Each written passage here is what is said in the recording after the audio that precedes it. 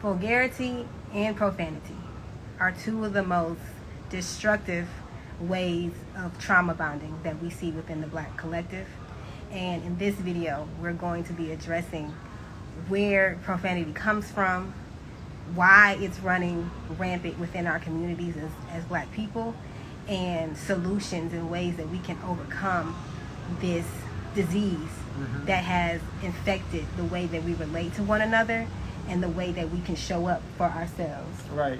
And yes, profanity is something that affects us on a deep psychological level. Right. You know, it's deeper than just the words we speak, but it's Right. the reality in which we live. You see, so we have to understand that the words we speak, they shape our reality. And as long as we remember that, we can be more intentional about the words we use. So in this video, we're going to be talking about profanity as trauma bonding. All right, and before we jump into the details, we want to give a few disclaimers. Right.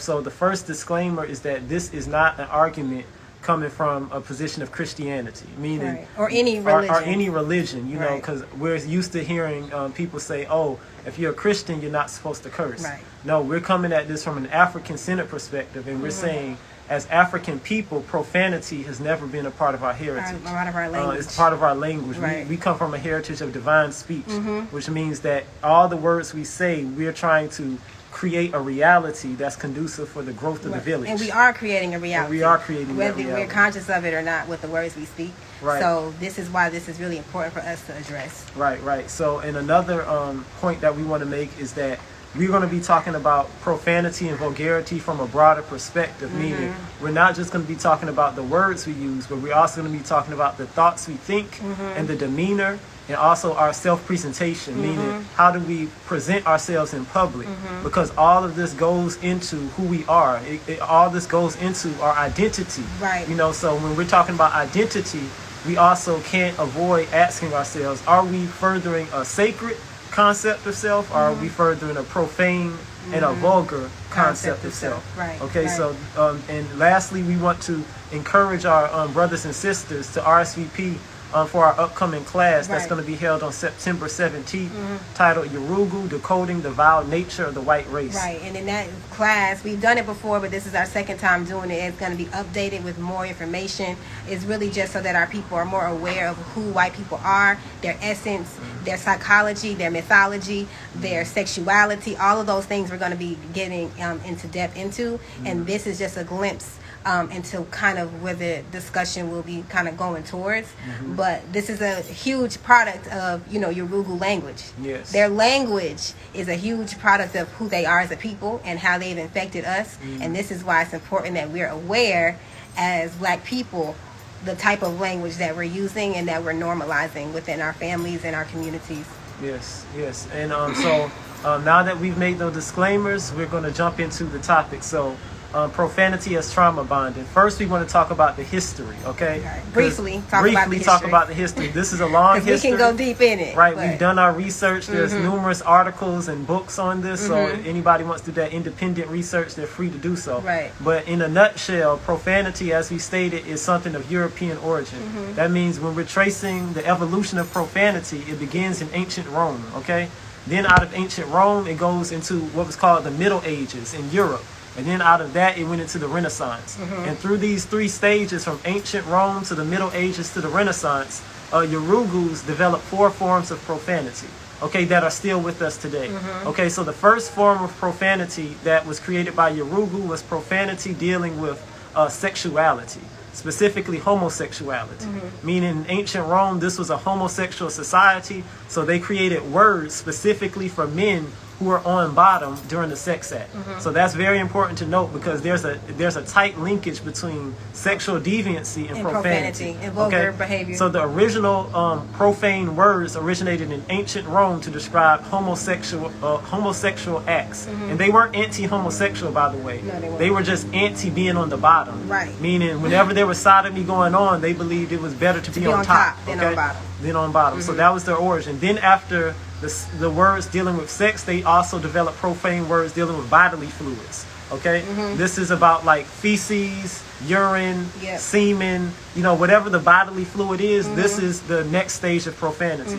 Then in the Middle Ages, they went to a form of profanity that was uniquely blasphemous. Okay, so this is white people saying holy yes and Jesus effing Christ and all these words that originate in a religious context, but they're using the word of God in vain. Intentionally, because they're godless people. They're spiritless people. So this vain, glorious speech, this was the third addition to their heritage of profanity. And then the last and final, the newest form are slurs. And slurs is something that every group has, and this is just to show solidarity with your group and to demonize the outsiders. Another group. So that's calling black people niggas. That's calling anybody who isn't white a derogatory term to dehumanize them and make them feel less than. And we're going to talk specifically about that category of profanity and why it's different from the previous three. So this is just a brief, in a nutshell, like I said, history of profanity. Now that we've given that history, what is profanity today? We turn on TV, we listen to music, all these media influences, we hear profanity all the time. And so we have to ask, what is the psychological root of that? And there's the psychological root and effect. And the root and effect is self-soothing. Okay, meaning there's been studies done that when you curse, it's a painkiller. But the problem with that is, even though it's killing that pain, it's not solving the problem. It's not solving the problem. Meaning we have to be solution oriented. We can't just be soothing ourselves, because what that's doing is that's procrastinating, and we can't deal with the problem. The problem is we're Africans living in a society manufactured by Yorubas. And it's that anger that we have. We've talked about this before. As black people in America, you have a lot of anger, rightfully so. Hostility, anger, frustration. You have all those things. Like I said, rightfully so. But when we use these words, these profane words, and they're doing more damage to us, and they're not getting us to the point where we can actually target, because these words are supposed to be used as a weapon, not against ourselves, against others, right? And this is why it's so important that we understand the words that we're using, because what's happening is we're abusing ourselves with words. When even when we're in the presence of other people who are using profane words, they're abusing us. We're abusing each other, and we're bonding over this self-mutilation through words, right? And we've even seen black people, they gravitate towards, even when you think about like comedians, they gravitate to people who just use profanity just for no reason, reckless abandon. Just recklessly just spewing out just these words that are willing you to submission, willing you to feel less proud of yourself, willing you to be more depressed. That's what these words are. They're curse words. And like I said, we're not using the Bible in this. This has no connection to religion. This is just about divine speech and our tongue being so powerful. The words that we speak being so powerful. That's not a Christian thing. As African people, we've been aware of the words that we speak. That's why we had, like he said in the beginning, divine speech, because we knew that our words were powerful. And so when we even in the presence of Yorugu, they have taken our once very intentional way of communicating, and they bastardized it like they've done everything, right? It's not just language. Everything that we as black people once had when we were on the continent has been taken by white people and bastardized, and then they fed us the leftovers, right? So this is very, very un-black, un-African, un-indigenous. Like no other group of people use profanity the way black people do, outside of white people, and that's a sign, and that's a way that we can show, like we made the video, that black people don't have culture. This is one of those culturalist attributes. A culturalist attribute, because this is not natural to us. We're doing something that we see other people do, and we think that this is like a way of making ourselves look cool or making ourselves look approachable and to assimilate, right? And this is doing so much harm to us as a collective. Our children are suffering, our women are suffering, our men are suffering, the elders don't want nothing to do with us because every other word out your mouth is just the most profane thing. So Yeah. Right. So if you could get the gist of what Mama Jahi was saying, is that profanity is a tactic that whites have used to make it easier to dominate us. Absolutely. Meaning it's easier to dominate someone when you capture their minds. And one of the ways you capture the minds of a people is you don't just give them your language, but you give them the spirit of that language. Remember, when we're talking about profanity, we're talking about the spirit of the language, meaning this is a language of aggression. This is the language of dehumanization.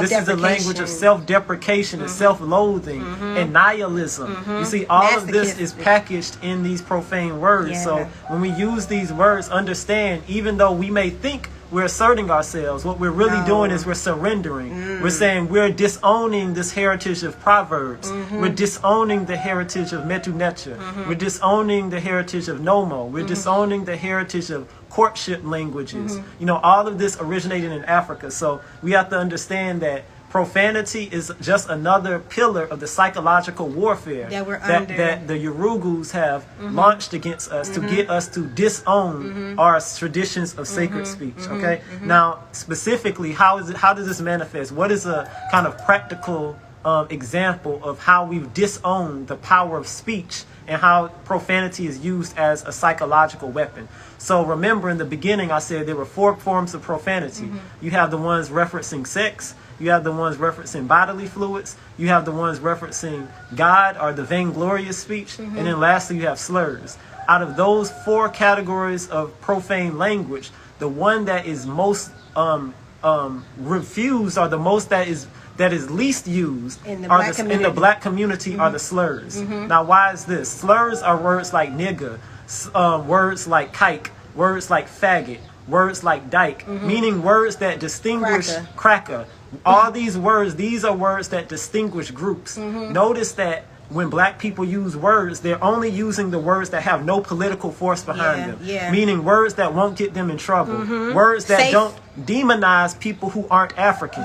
You see, and we believe that the reason black people are so profane, but they do not use the slurs, is because they are afraid of using language that will animate a righteous rage. A language that will build conflict between them and their enemies. Another person. So we're arguing that if you want to be profane, at the very least, we should be using words of profanity that demonize our enemies and not ourselves. Right, because what's happening is we think that when we cuss, or when we cuss somebody out, we're hurting them. But it's like, if that person looks like you, y'all are hurting yourselves. Like, there is nobody that's winning in this. But with slurs, I can call you a kike. I can call a Jew a kike, and that has nothing to do with me. Like, you see, that's separating us as a group.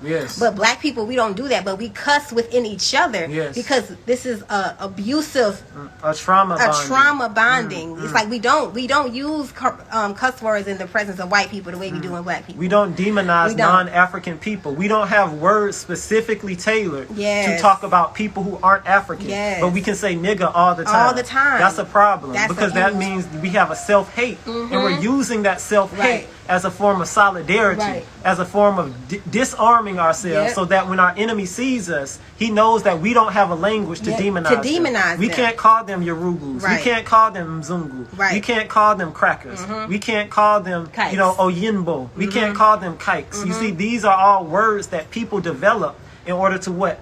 Foster unity within their group and foster aggression towards the group outside of ourselves. Okay, and that's the thing that we have to do as people. We have to understand the utility of language when it fosters unity within the group and hostility to those outside the group. Because that's really where the power is. That's really where the profane, if you're going to be profane, that's where the power is there, distinguishing yourself. But notice, like we said, black people, they use profanity and vulgar languages within their own communities. It's like we're destroying ourselves because these words are weapons. You see, these words, these profane words, they're weapons. But they're not supposed to use them amongst your people. You see, we're not. It's like you gave somebody a gun, and then now instead of them shooting the target, they just start shooting everybody that is in the house. It's like, what are you doing? What are you doing? But because we see white people being vulgar and cussing all the time and calling their moms just bees and whatever, like, we see that, we think that now this is normal. The longer we're around them, these things start to become normal parts of our vocabulary. And if you look at the black average dialogue, you can't find most times somebody trying to communicate something without cussing. Multiple times, like, and then the type of words they're using, like MF. Let's talk about that. So MF. So this well, is actually, we're going to talk about this. We're Okay. going to talk about this within the Yoruba class. Yes. Where the origin of that word comes from, what it really means. Yeah. And if we knew what that word really meant and how it originated within the black community, we wouldn't want no parts of it. Right.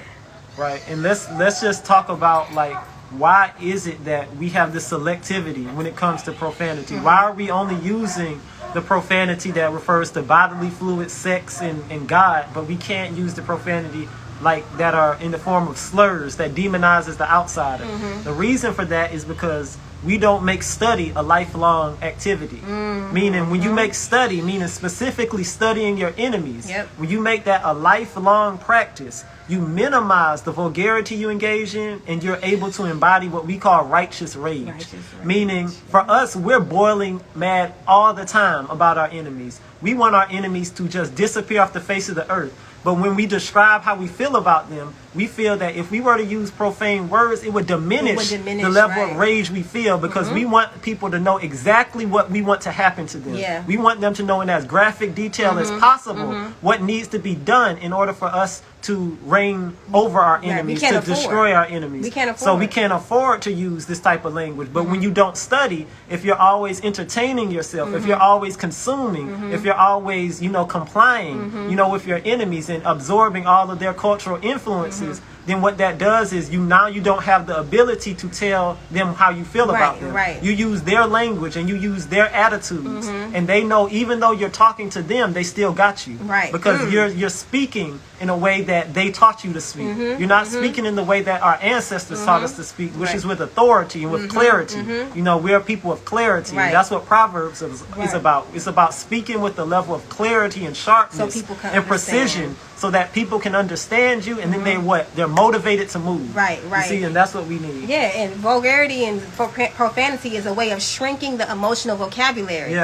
So now I can just say the S word. I can just say shit. And then now I don't have to communicate what I'm feeling. You see, it's a way of stunting our vocabulary. So and this is why black people constantly cuss, because we have so much anger, we have so much frustration, so much sadness, so much depression, and we can't think of the terminology to encapsulate what that is. So now we just go out and we just cuss people out, or every other word is just. You don't even got to be mad. Black people don't even have to be mad no more to cuss. Matter of fact, they can be happy. And cuss, because it's just a normalized way of communicating now. And it was a time when we were younger. If you cuss the way black people cuss today, you would be seeing that something is wrong with you. They would say mentally ill, this person, or somehow you didn't have parents. Or you was like neglected. Something in some is way. Wrong, right? Like this person's going to be in juvenile detention before he turns 15 because but now it's just like, what's the problem? It's just a normal way of living, and that is how. You can tell the attack, the psychological attack has been so deep and so quick. We only, how old are we, 34? I'm 34, you're 33. Turning 34. It hasn't been that long of a time since when we were younger. Cussing was just looked at as like only certain people did it, and this is irregardless of Christianity or not. It was just a level of decency that people had, that they were just like, I don't want my child around that. I don't want that type of music. Now that's gone. Now it's like it's gone. So we have to get that back, and we have to broaden our emotional vocabulary so that we can express our rage, express our frustration without having to use this vulgar language of our enemies that is cursing us. You see, that is keeping the black collective in this very subdued, docile state where we can't even look white people in the face and tell them how much we hate them. Tell them how much we want them dead. Tell them how much we want their children. Like, we can't do that because we too busy fixating on these terms that hold no real weight outside of pulling us further down into our depression. And this builds, and I feel that this normalization of profanity and vulgarity it's partly connected to the fact that we're estranged from African people. Yeah. Meaning we are not on That's the true. continent. That's Meaning true. we've been in Tanzania for 3 years. We've never seen anybody get cussed out. We very rarely, we can count on one hand how many times we've heard anybody Tanzanian curse.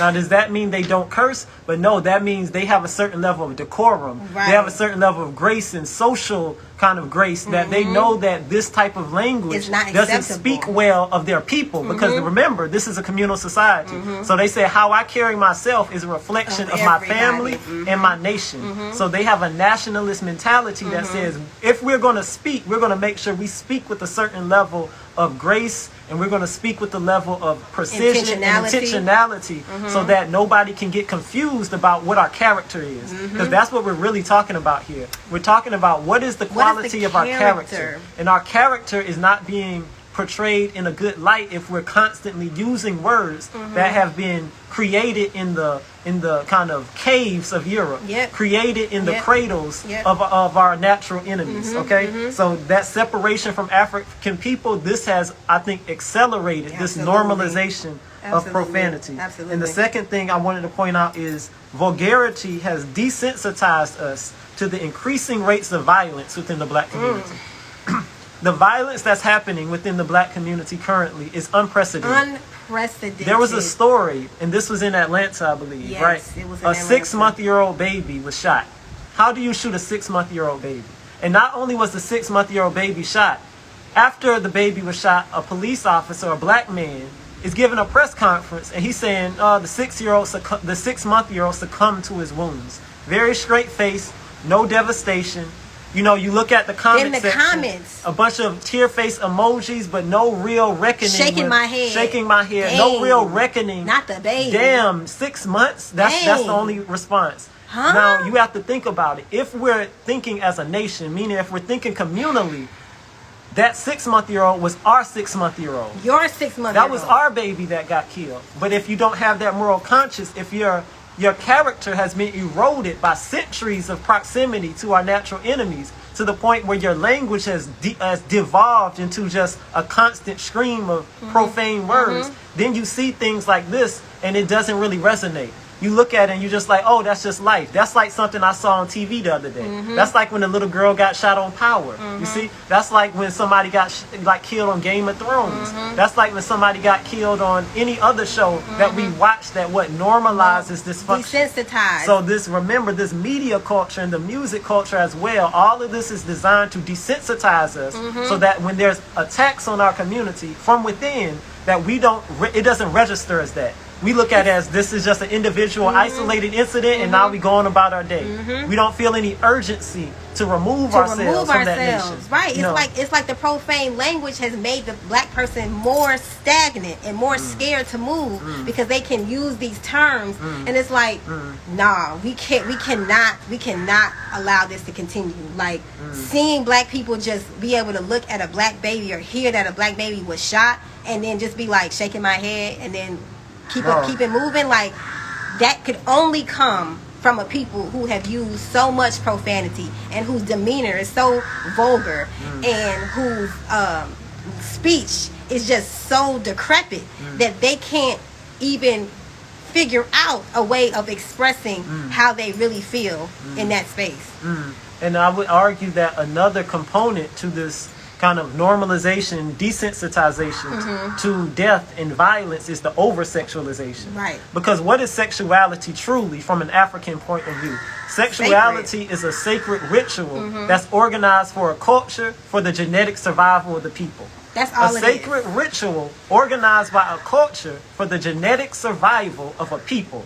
When you disconnect sexuality from that cultural base, when you disconnect sexuality from that base of genetic survival, you turn it into what Yorugus do, which is ritualized fighting, meaning sex as a weapon. Masturbation. Sex as masturbation. Sex as a tool of domination. And when your whole life process gets converted into a tool of domination, that's how you vulgarize the people.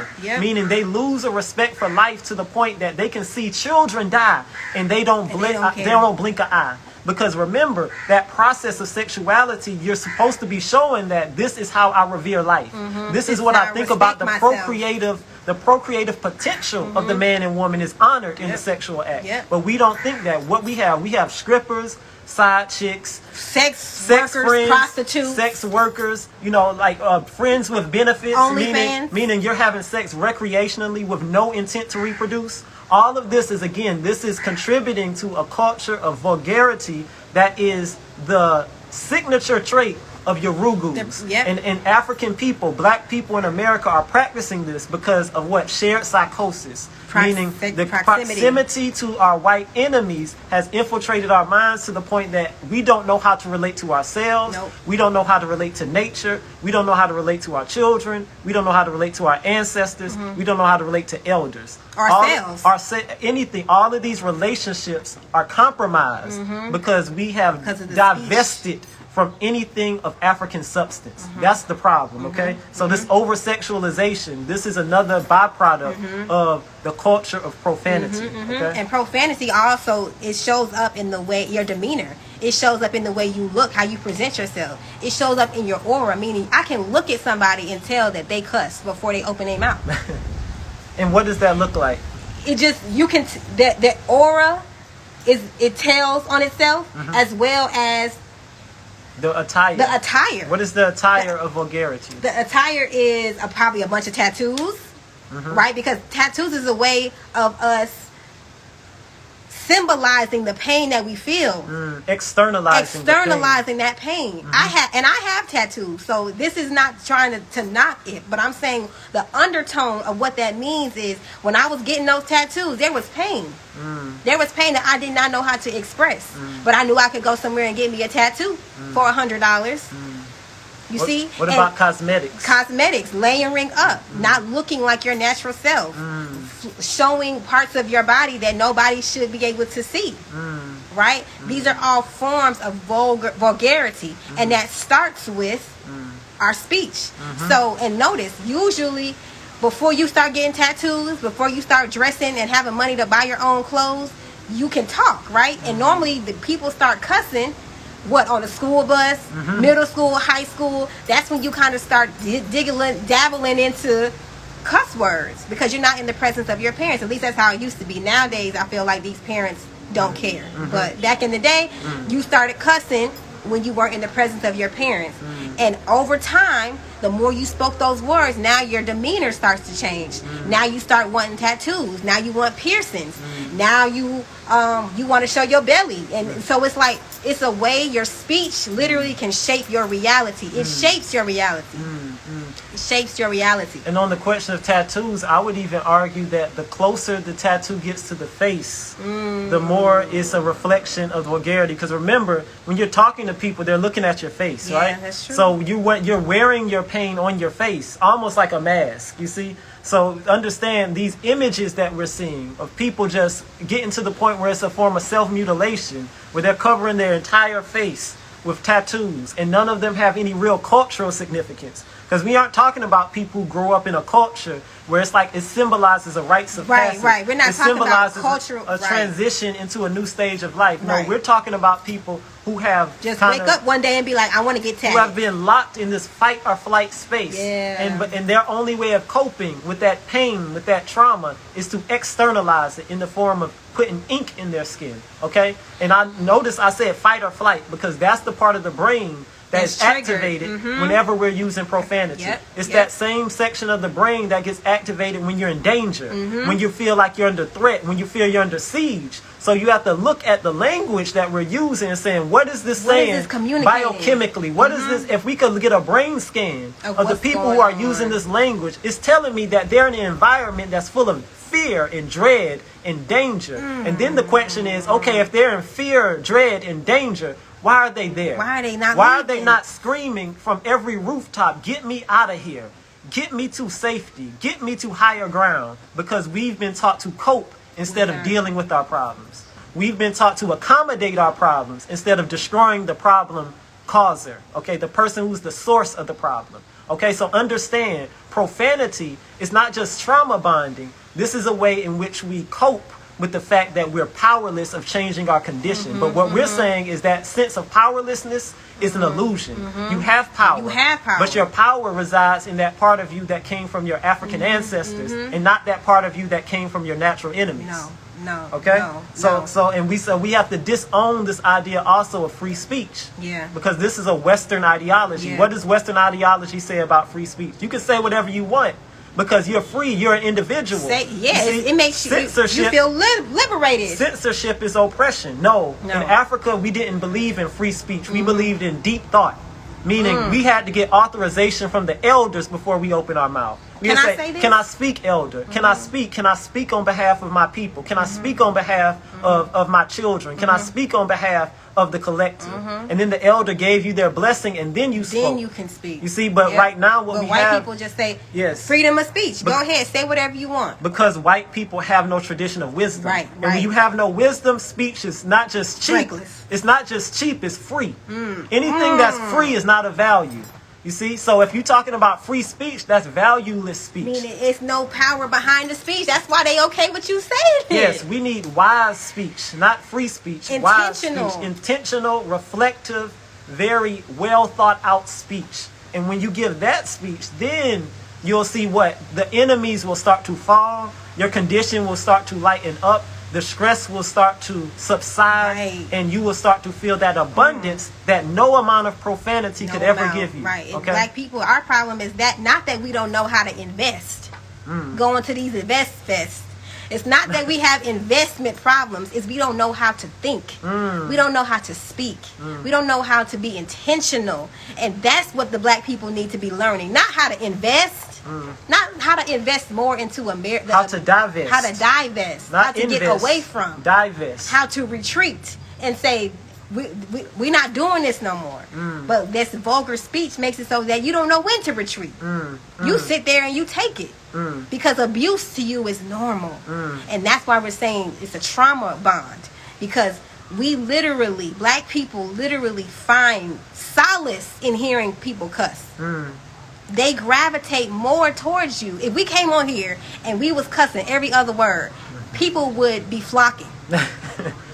Because it would be entertainment at that point, right? It's not scary. But see, when we come on here, we're very serious. We're very intentional. We have notes. We make presentations. We take a lot of time to be very intentional about what we say. And it's only a small amount of people that gravitate, and that's what we want. We don't want a bunch of people coming to us, and that's why we're very intentional about not cussing. Yes. Very intentional about not doing things just for views. Yeah. This is deeper than that. Yeah. But because we're hurting, black people are hurting so much that the attention seeking gene is unquenchable. Meaning you'll do anything. You'll do anything for views. You'll do anything to be reshared. You'll do anything. There's nothing that's off limits. And what we're saying is that vulgarity prepares you for that. It's infantile. It's infantile, right? It shows a lack of self-control and discipline in your thoughts. Yes. You see, well, part of maturity is disciplining your speech.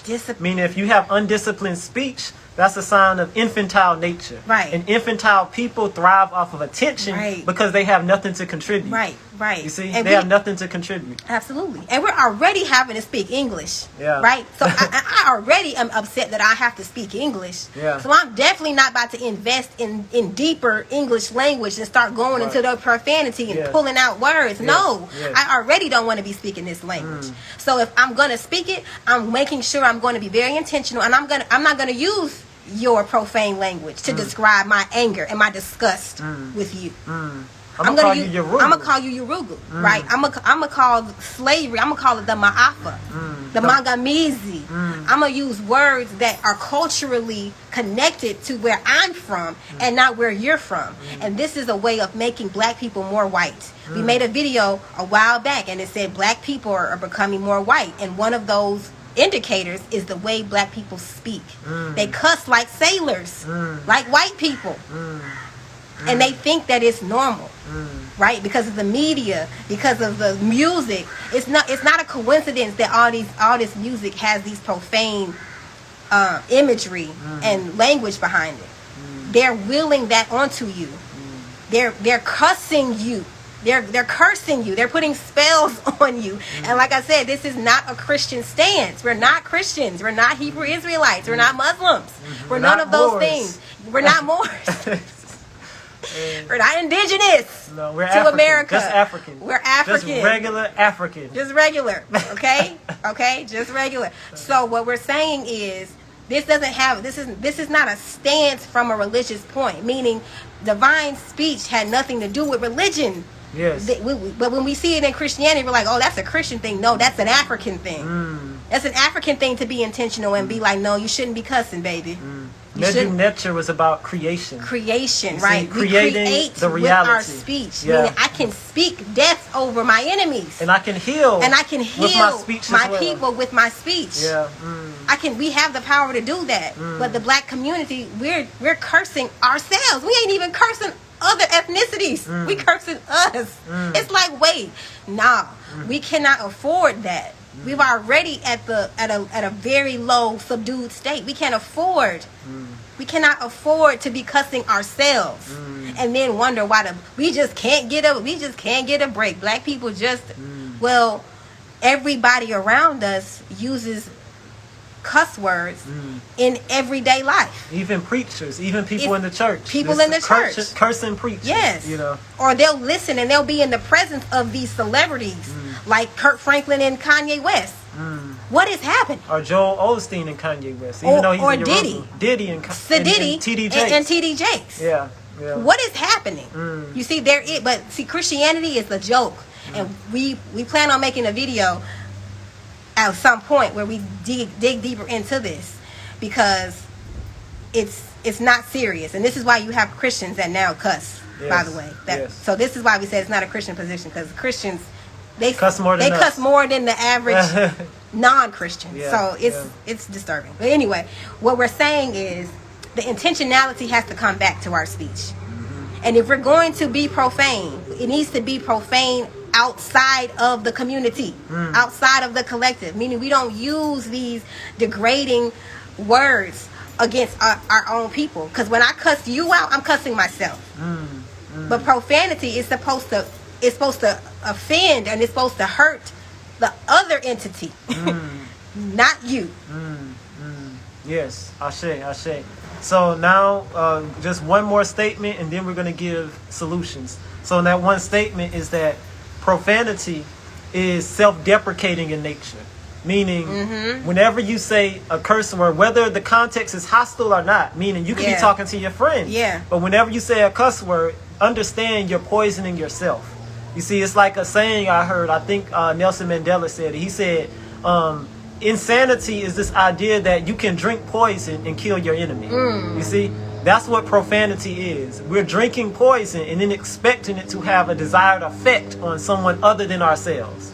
So we're being very unconscious in the way we use our words. So profanity is self-deprecating in nature, and slurs, when used properly, destroys our enemies and not us. Okay? Meaning it keeps us safe and it makes our enemies weaker. Right, and this is why when white people, they're so quick to call black people niggas. Right.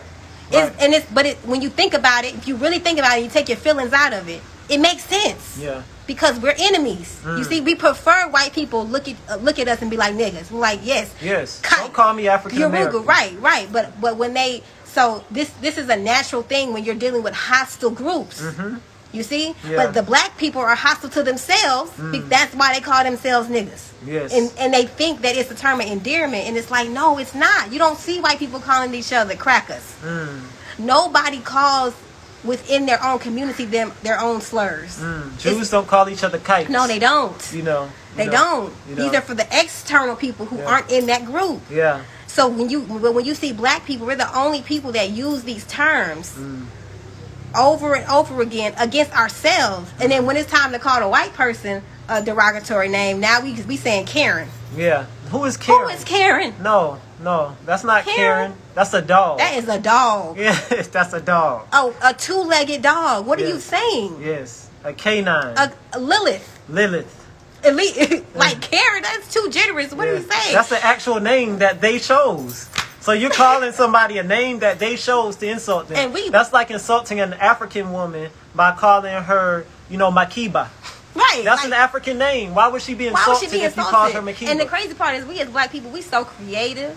We so creative. Very creative until it comes time to attack our enemies. Then we become the most unoriginal. A white woman. Now we just like, where's the creativity? Two-legged dog. Sour. So now our solution. So in some of these we've already said, but we feel that it's never bad if you repeat something if it's true, because we're trying to promote a culture of truth telling. That means as many times you got to hear it, we're going to say it. So the first solution is, if you are a person who cannot refrain from profanity, learn to use words with intentionality. Meaning if your speech is so undisciplined that you just say, I gotta say a cuss word, use those cuss words towards your enemies, and specifically use the slurs towards your enemies. Meaning, don't use the slurs towards your own people. Right. Well, first they need to ask themselves if they have enemies. Yeah, if you have enemies, identify those enemies, because you have them. You just have to identify them. Yeah. And once you identify who those enemies are, then you can use those slurs against them. The black people are not your enemy.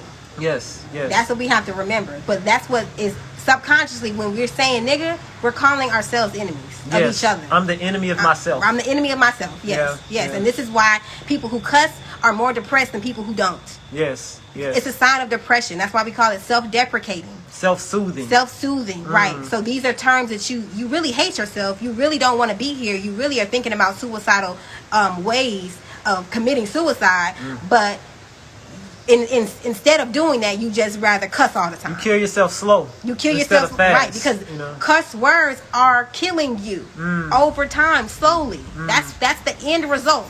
The end result of a bunch of cuss words is not wealth and prosperity and longevity and abundance. There's no life potential packaged in the word shit. You see, there's no life potential packaged in that. And words have energy too. So we're spewing out this lifeless energy. This stagnant energy, this decrepit energy, and then we wonder why we can't get in relationships. We wonder why we can't raise healthy children. We wonder why the children are out here robbing, stealing, killing, and hurting, and killing babies, and raping, and all these. How could that happen? Maybe it's the speech that we're using. I mean, it's other things too. It's part of being in proximity to white people. But the energy behind these words is affecting us, because it's only so long where you can say these words over and over again and nothing happens. You see? I say. So our second solution is, we should limit, and I use limit advisedly, because if it's white people, you should end quickly. So we should limit our relationships with people who use excessive profanity. Now, I know this may be difficult, because I know a lot of us know people who use excessive profanity, but it's not friendship if the person who you're friends with isn't willing to take accountability in the service of growth. Meaning, if you're a true friend, they'll open their ears to you and say, okay, I see you're genuinely interested in my spiritual development. I see you're interested in my mental wellness. So I'm going to take to heart what you're saying about my language, and I'm going to try to control it. Now, if you ever are a friend with somebody and you try to tell them, hey, could you not use that language? And they say, they get defensive, or they try, you tripping. This is how I talk. We all adults. Anybody who acts like that, they're telling you that they're not on the path of growth, and that's not somebody you want to be affiliated with, because they're going to prevent you from growing. Okay, and it's not going to happen overnight. And it's not going to happen overnight. Right? It's a weaning process. It's a weaning process. So I'm not saying we have to be tyrannical or like harsh and judgmental, but we have to at least begin speaking. That this is important, and attempting and saying and orienting ourselves towards a level of mental wellness that we have thus far not done. Right. Okay, so that's very important. Because we got to try something new. Okay, something new. And how we're talking is not the way we're talking currently is not going to get us to where we need to be. All right, and then so that's the two solutions. And we didn't talk about the F them kids. Oh, F them. Okay, so this is, and we're kind of rewinding a little, but one of the ways in which profanity has infiltrated our minds is phrases that not only are profane, but attack the very core of African living. Meaning, in African life, the children are at the center of the community. They call it the concentric circle model, meaning you have the children, the elders at the center, because they're the closest to the ancestors. Right. Then the next circle, you have the women, and the most outermost circle, you have the men. We've become so estranged from our African essence that now we have phrases, we have books, and I'm not going to promote the book, but I'll just say it's books and memes with the phrase, F them kids. F them kids. That's equivalent to a statement of genocide for African people. And notice the double meaning. It's not just saying F them kids in the form of neglecting them. This is being said in a culture where black children are being kidnapped and sex trafficked all the time. All the time. So think about the kind of the energy frequency that's attached to that phrase that we often say comedically. And then we wonder why our communities can't succeed, because we're announcing death and destruction over our children in the service of laughs. Of laughs and giggles. And this is another aspect of the profane culture, the inability to be serious, the inability to stop laughing. You see? It's not funny. So remember, with these phrases that we're taught to think of as funny and humorous and just, oh, we just having fun. No, these are announcements of death and destruction. These are genocidal statements that have been implanted in African people so that Yorugus can continue to rape, torture, and mutilate us indefinitely. Okay? So if we don't want to be raped, tortured, and mutilated indefinitely, we have to begin attacking people who think it's funny to say phrases like F them kids. No, we should say F them Yorugus, F them white women, F them white men, F them white children, and F them white babies, F them white ancestors, F them white gods. Right. That's what we need to be saying. Not F our own children who are the center of our community. It's ridiculous. That is appalling, and that's it's just a slap in the face of all our ancestors. It really is. It All right? really is. So, and notice, we're hot, right? We're hot. But we ain't cussing. But we're not cussing. How is that possible? Because I want you to feel this hate because the elders don't allow me to curse. I have respect for my elders, so I don't use the words of my enemies, because I want to show my elders that I'm on their side and not the side of my enemies. And we have respect for our people, because how dare we come on live and then start cussing and spewing negative terms that are going to affect you watching? Why would we do that? But it's people who do that. It's people who get on Instagram and create reels and go on live and they cuss all the time at you. They hate you. That's why they're speaking language of a people who hate each other. You see, they don't care about you. They don't value you. They hate themselves. So why would they care about you? But we can stomach and we can sit and listen to people just spew out all these horrendous, self-deprecating terms, and we can just sit there and listen like, that's kind of funny. She's spitting. It's like, wait, what? Nah. We have to value ourselves enough and care about our lineages and our ancestors and our people enough to be like, nah, I'm not even going to sit and listen to this. Now, I just want to end on this note. So, profanity. We use that word a lot in this video. The etymology, or the origin of the word profanity, it means language outside the temple. Okay? Christians like to say the body is the temple, right? Your body is the temple. Now, I want to add to that. Not only is your body a temple, your mind is also a temple. Now, let me ask yourself, what would you think of somebody who came into your house? Imagine you lived in a temple, okay? And somebody came into your temple and just started urinating in the living room. Would you say that person has respect for you? Would you say that person has consideration? That person is a person that you would want to invite back to your home? Use this language around you and you don't say anything about it. They're essentially saying, I don't respect the temple of your mind. So I'm going to infiltrate your mind with the substance and the filth and all of the craziness and the insanity of Yorugus. It's truly a glimpse into somebody's psyche. That's really what cussing is. It's a glimpse into somebody's psychological state. So when a person is cussing and they just every other word is MF and B and S and all these words, they're letting you know their core, their value system. They're telling you, right? They're telling you what their values are. They're telling you how they relate to other people. There's no way somebody who speaks like that can then turn around and be a loyal friend to you, be a loyal husband, be a loyal wife, be a loyal, that's not possible. Okay? Like, we have to be honest in saying we can't have these nuances. It's like, nah, you aren't a trustworthy person because you don't even police your own speech. And policing yourself is what you do when you value yourself. You see? Because there's women who cover up. They policing themselves because they have value. The women who are very open and just over the top with showing their bodies, they're not policing themselves because they don't value themselves. You see? So we have to be intentional about the words that we speak, because we're willing and we're speaking either death or life over ourselves, whether it's conscious or not. And the more we're intentional about the things that we say, the people that we listen to. That's huge. Get away from people who are not speaking life into you. They don't care. They don't care, right? The more we're intentional, we'll start to see our spirits will be uplifted, right?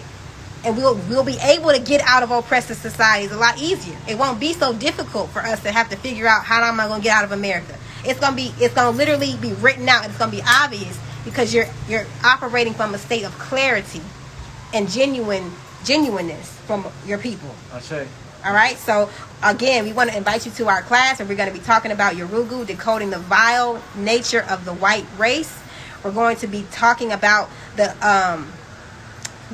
foundation, the asili, the nature of white people, how that affects us as black people psychologically, spiritually, sexually, in our relationships, in our family. We're going to give you concrete evidence. We're going to show you pictures and photos and research that we've done over the years, where we're going to be pouring into you and showing you who you're dealing with. Because until we know who we're dealing with, we're going to continue taking their language, taking their sexuality, taking their demeanor, taking their media, taking their everything. And we're going to show you how all of those things are affecting you every single day as a black person living in their presence. Okay? So you can RSVP in the link in our bio, and it's going to be on September 17th. Yes. And we hope to see you there. Thank you for attending. Kwaheri. Go ahead.